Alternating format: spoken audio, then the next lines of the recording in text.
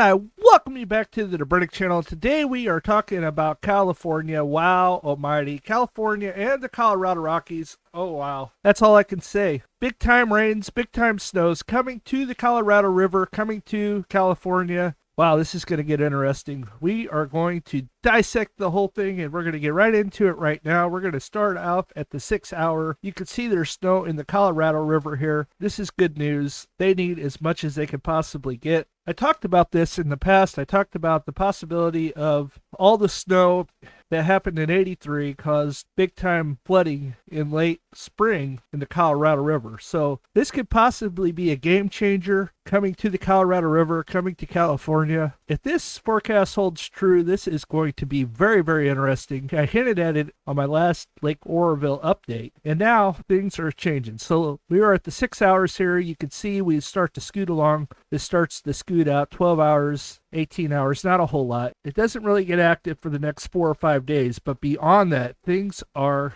getting very interesting, and it's going to get crazy. We're out 60 hours, we're 72 hours, 78 hours, 84. If this comes to pass, you guys are going to be in shock. There's going to be several storms coming in a row. The first one's developing right here at the 108 hour mark. You can see right there. You go to the 114, there's a little high pressure over Colorado. We go to the 120, you can see this low pressure down here still spinning. It starts to come up, starts to form. 132, this low pressure is down here. It's another low pressure kicks in here. You have more snow coming in, especially to the northwest, coming down. We go to the 138 hour mark, and you can still see some snow there. We go to the 144. Look at this. This is where it starts to get interesting. About 144 hours out, it really gets crazy. We go to 150. You can see California getting in, still snowing in Colorado. This low pressure up here, this low pressure is finally scooted out. We go to the 156 hour mark, and look at this. Snow from Colorado, Utah, Nevada, California. Just a big time snowstorm there kicking through.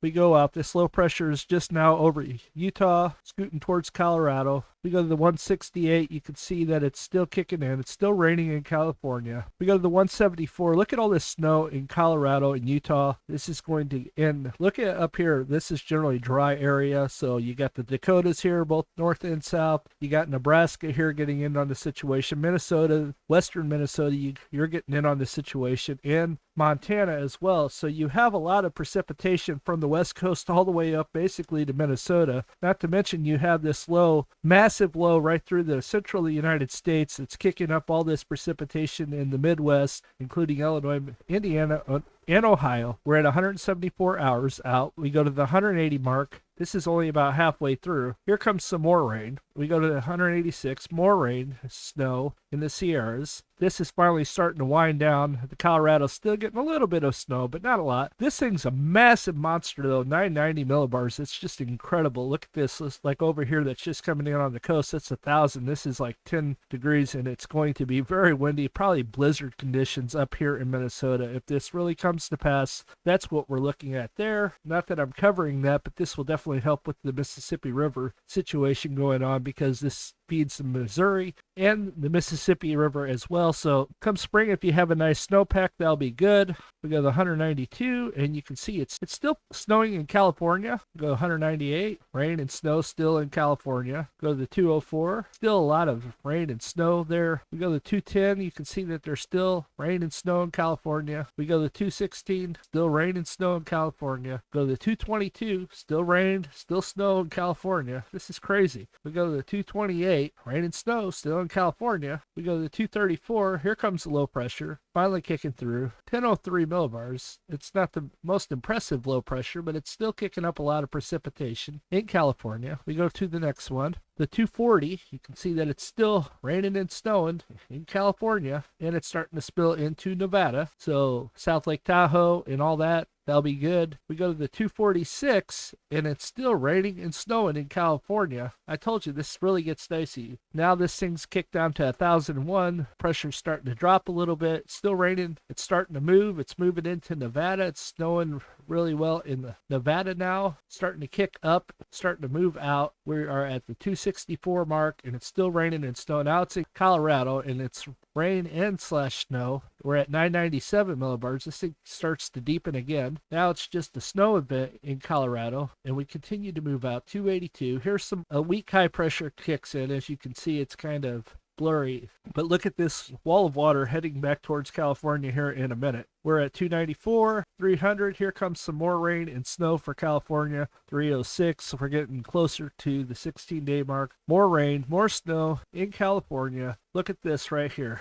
I sound like a broken record. More rain, more snow. California, 318, 324. Now we're in Colorado and Utah. More rain, more snow. California as well. Arizona as well. My friends in Lake Havasu, you're going to get wet. Hate to break it to you, but if this comes to pass, this is going to be incredible. More rain and snow. It's going to be January all over again. And we continue to roll on to 336. We're getting closer. We go to 342. More rain, more snow. Nevada's getting in on the situation now. There's a lot of snow in Nevada, very little in Utah or Colorado. We keep on rolling. You can see that California still getting rain, still getting snow. Nevada still getting rain, still getting snow. Salt Lake City getting a lot of snow, mainly a little bit of rain. Not much, more up towards the Flaming Gorge getting a little bit of snow. Not a lot in Colorado. There's a high pressure blocking that, so we continue to watch this. You can see that we are now at 354 and you still got a lot of snow, and here comes this low pressure, 991 millibars. This is pretty intense coming off the ocean. This is a doozy. This is what I've been worried about. This is what I've been speculating for weeks now, that this was going to happen. I figured it was going to return. The waters in the Pacific are warming up. We'll look at that here in a minute. We're at the 366 mark. Now you got rain and snow in California, Nevada, Utah as well, a little bit in Colorado, and you got two low pressures. You got a 994 breaking out here in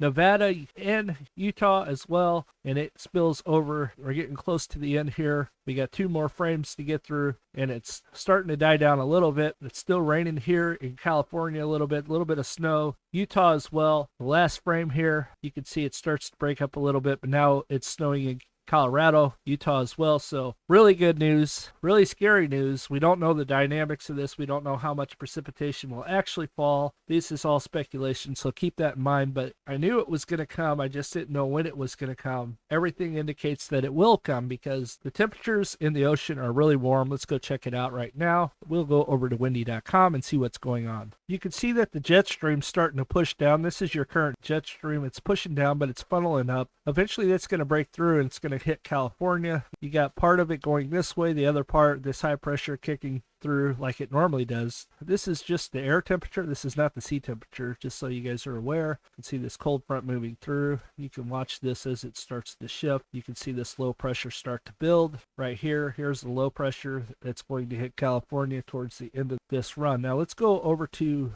the sea temperatures next and see what's going on. You can see the nice warm waters here in the Pacific Ocean. That's 74 degrees, 73 degrees. Up here even 66 is fairly warm for the ocean. You really have to go up a couple hundred more miles to the north to get 52 degrees, and then you go a little bit further and you got 44. So you have a nice warm water to the north of Hawaii. Usually that spells atmospheric rivers for California. Anytime the water gets really warm above the islands, usually that's a bad deal. So that's what we got going on now. This water's been warming up for a while. Now we're starting to shift more towards an El Nino instead of a La Nina. A La Nina just takes everything across. Scientists say we've been going to a neutral, so we'll watch to see if this really happens. We'll see if this really comes to play. Let's see what the next 10 days are calling for rain in California. Like I said, the first 5 days, it's really not much. We're going more towards the 10-day mark, and we will be getting closer by next week. We'll really have some really interesting news for California. More atmospheric rivers are coming down the way. It's more probable than not. Both models are agreeing. It's not just one agreeing, it's more models agreeing. Now, this could shift. It's still a long way out. Keep that in mind. But hey, you never know until it happens. Let's scoot in. We could have ourselves a little bit of dilemma coming up. So here we are the next 10 days here. We are in the European model, and we are going to scoot into California. This is the European model. They're not calling for a whole lot here at Lake Oroville. They're calling for about 1.44. and then more towards the central, they're basically going to get around 2 to 3 inches. Like Bear Valley over here is going to get 2.39. Yosemite Valley is going to get 2.4. Mammoth Lake's going to get 1.89. We go to Cerro Gordo, California right here. My friend down there always bugs me to get it right. Hopefully I get the name right. I'm working on it. Cerro Gordo. He says say it like 10 times a day. You'll have it down to a science. Hopefully that's the right way you pronounce it. I'm not quite sure. A 0.07 there for you, my friend, the next 10 days. Not a whole lot. It's fairly dry there. So let's see if it's still 0.07 at Cerro Gordo Mine. They're calling for an inch. So the difference between the European, the GFS is being more dominant, as we saw on that map. We were looking at the GFS in tropical tidbits. Let's go up to Bear Valley up here, 4.25. We go up here by Lake Oroville, 4.49, and then Lake Folsom, 4.63. So if this comes to pass, you're talking a ton of precipitation that could possibly be coming. This is only 10 days. The GFS actually goes out 16 days. So if it happens, that's good news. And then for you Colorado River lovers over here, you're talking 1.89 of precipitation. Now, I'm sure this is mainly snow, and yes, a lot of it is snow, and you're talking about another 34 inches in California, and then up here by the Flaming Gorge, you're talking about another 17.6, and then just look at the Colorado River in general, 12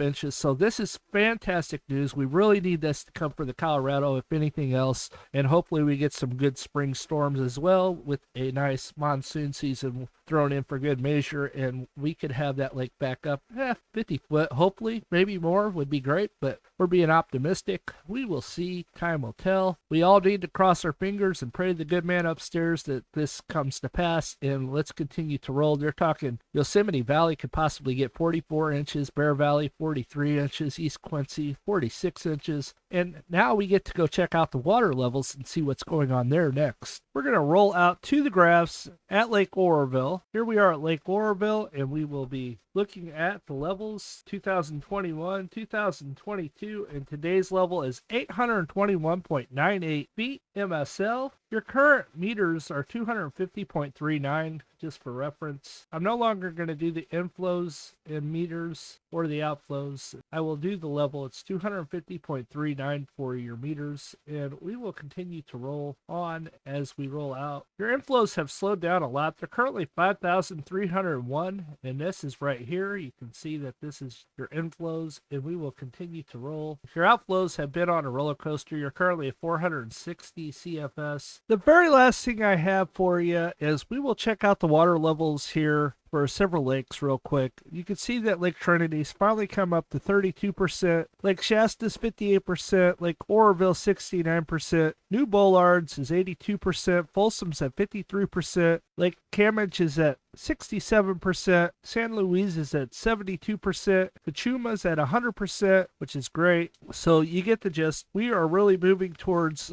good news, possibly scary news for like Lake Oroville. You're going to see those floodgates get open this year.